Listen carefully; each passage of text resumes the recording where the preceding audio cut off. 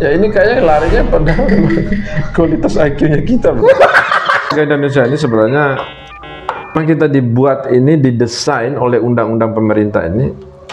Bagaimana memang kita jadi babu, bro?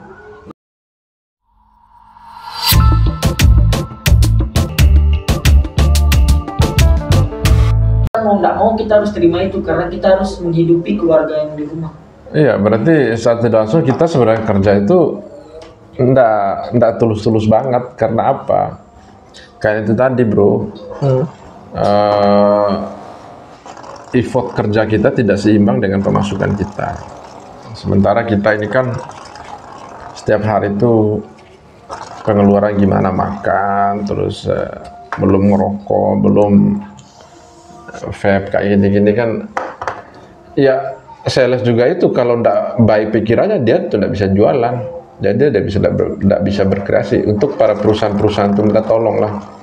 Anda tuh hidup di rumah itu memang Anda tuh punya uang, tapi coba make istilahnya belajar membahagiakan orang gitu loh. Benar gak, bro? Betul. Ketika karyawan lu tuh bahagia, dia tuh pasti punya motivasi kerja.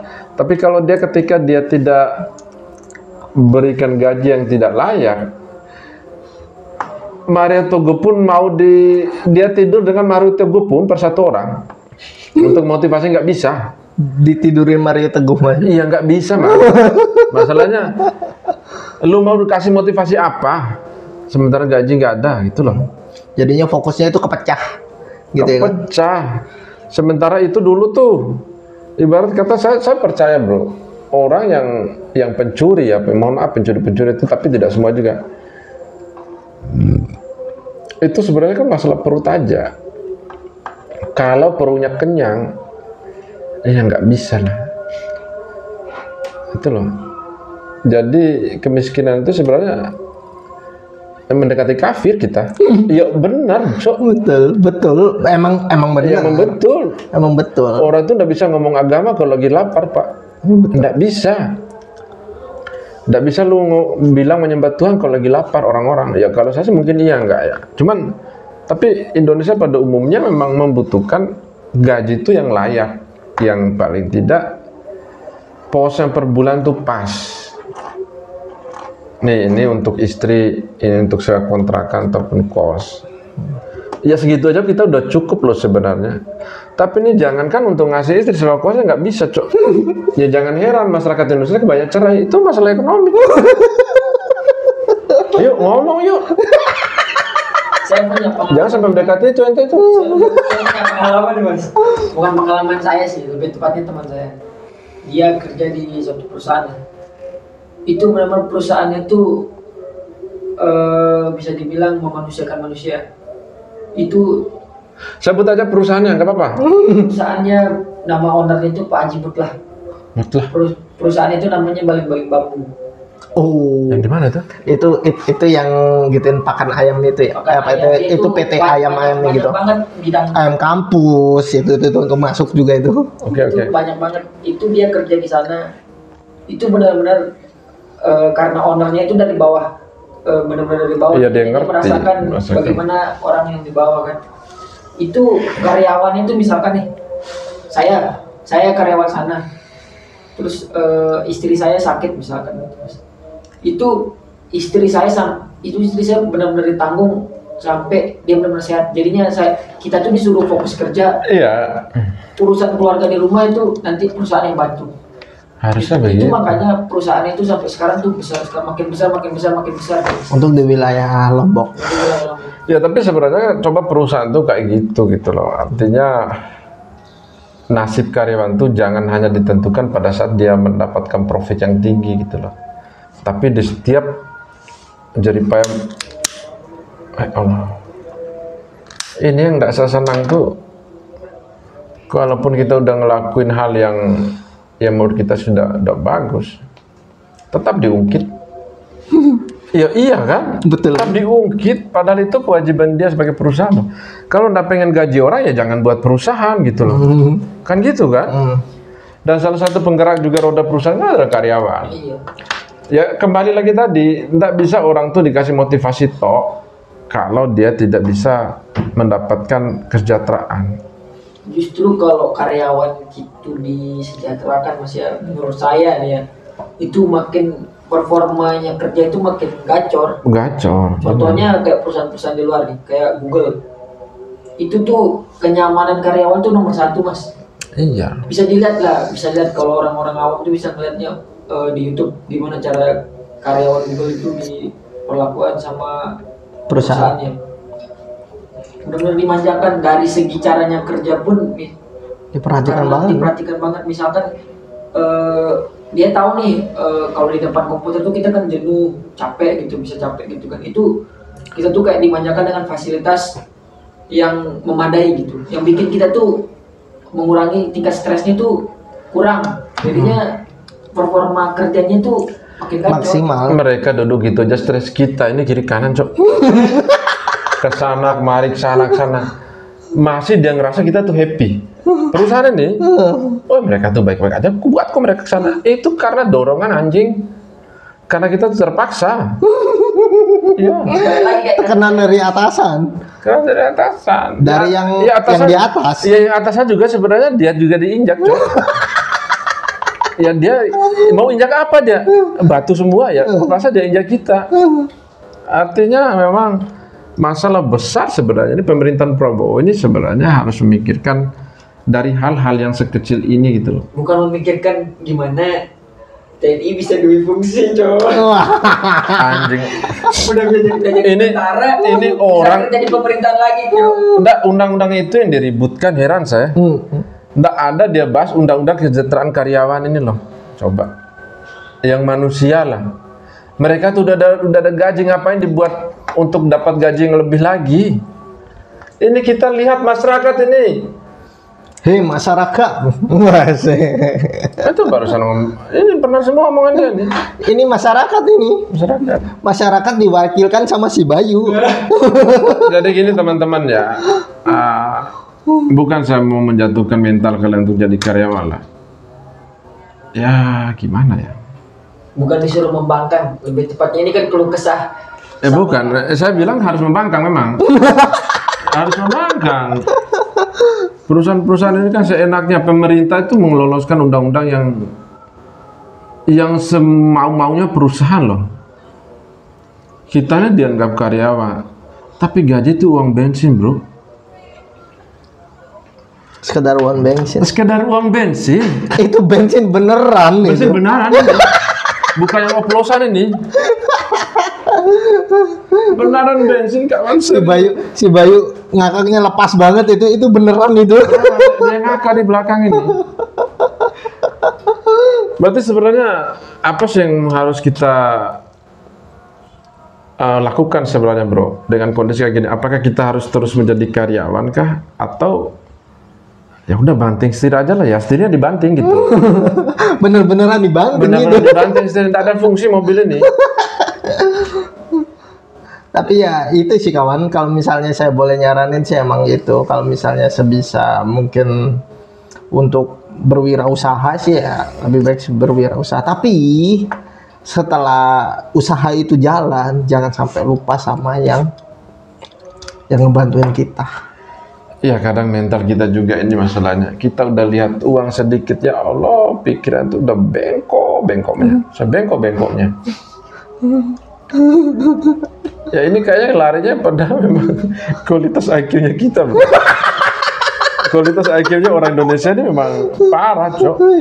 Simpansi aja 78 bro. Kita 90. Beda 15 nggak nyampe. Jadi kita warga Indonesia ini sebenarnya tidak dibuat untuk jadi pintar. Tidak dibuat untuk jadi pintar. Memang kita dibuat ini, didesain oleh undang-undang pemerintah ini. Bagaimana memang kita jadi babu bro. Benar. Babu. Bener yuk. Bener. Ya, masalahnya gini mas. Nah, oke. Ini banyak keluhan loh dia ini. Banyak Kita mau banting setir nih dari karyawan ke wirausaha. Itu pun kita tuh pasti banyak peraturan-peraturan yang bikin kita tuh UMKM kecil tuh tercekik mas. Contohnya, saya saya pengalaman saya kan punya usaha yang betul dulu kan. Kita mau banting setir nih ya, misalkan banting setir dari kita dengan oke lah kita karyawan dengan penghasilan segitu mau banting setir ke wirausaha pertama. Oke, bisa-bisa aja ada yang sukses, ada yang gagal. Pertama, kenapa banyak kebijakan-kebijakan pemerintah ini yang bikin UMKM itu tercekik. Pertama, contohnya saya pernah usaha lah, kita bilang gitu kan mas. Saya itu usahanya ayam petelur. Nah itu di saat ada momen dimana pakan itu musim lah, anggaplah musim itu pakan lagi susah gitu, jagung lagi susah gitu. Nah, harusnya dengan kebijakan pemerintah itu dia ngebantu UMKM kecil itu gimana caranya mengatasi musim yang susah pakan gitu. Itu justru dimanfaatkan sama tengkulak itu. Iya, orang-orang yang di atas itu memonopoli itu untuk menghasilkan uang lagi mas. Jadinya kita yang di bawah itu makin tercekik mas. Betul. Saya sebelumnya itu juga sempat usaha yang sama, hampir sama kayak si Bayu. Itu juga yang saya alamin.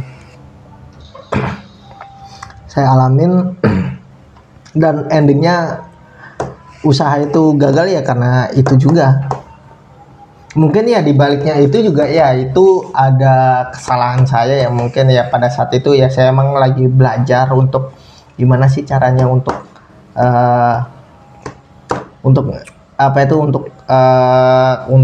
persiapan dengan usaha mental. Pertama sih mental, usaha terus habis itu tabungan. Itu sih yang masih belum yang saya siapkan sampai endingnya ya begitu, tutup juga. Berarti memang kondisi-kondisi yang ada nih kalau dari saya memang sebenarnya nih jujur ya, 2014-2015 itu masih bagusan saat itu loh gaji. Iya, pada zaman dulu. Pada zaman itu loh. Padahal sekarang tuh mahalnya dulu, jangan bandingin dengan mahal barang sekarang. Sekarang tuh jauh lebih mahal, bayangkan udah beda 10 tahun loh. Tapi tahu nggak gaji itu makanya undang-undang ini saya lihat tidak berpihak pada rakyat gitu loh. Apalagi, yuk masa gaji dulu aja lebih tinggi gaji yang dulu daripada sekarang. Sementara sekarang kan kebutuhan kita tuh jauh lebih mahal lagi, Cok. Makanan, belum bayar kontrakan ini dan itu. Itu harusnya kebalik loh. Harusnya yang dulu tuh sedikit, sekarang tuh lebih besar gajinya. Nah sekarang tuh malah turun, sementara harga barang ini tidak sesuai dengan penghasilan kita gitu. Sangat jomplang sekali dengan, kayak kita harus tutup dah nih, nggak kuat saya nih. Nanti seanjing-anjingi semua orang-orang. Nanti kita lanjut lagi yang lain ya. Pembahasannya lagi gacor. Lanjut kalau gitu. Tapi itu sih memang persoalan kita ini memang undang-undang yang ada di negara kita ini sangat tidak berpihak pada rakyat. Apalagi dengan undang-undang ketenagakerjaan sangat memberikan peluang sekali perusahaan-perusahaan itu dalam membuat kebijakan semau-maunya. Nah makanya kan ada tren sekarang kabur aja dulu ya. Itu karena mereka sudah tidak kuat di negara Konoha ini mas. Konoha ya? Konoha. Kalau Indonesia Raya kan Jaya Raya gitu mas. Memang Indonesia itu bagus, bagus sekali. Konoha itu agak beda. Negara anjing, negara Konoha ini memang. Tambah lagi Hokage ke-8-nya sekarang mementingkan untuk militernya itu loh mas. Hokage ya? Hokage. Intinya negara kita lagi tidak baik-baik aja lah. Pemerintahan Jokowi itu awal kehancuran Indonesia.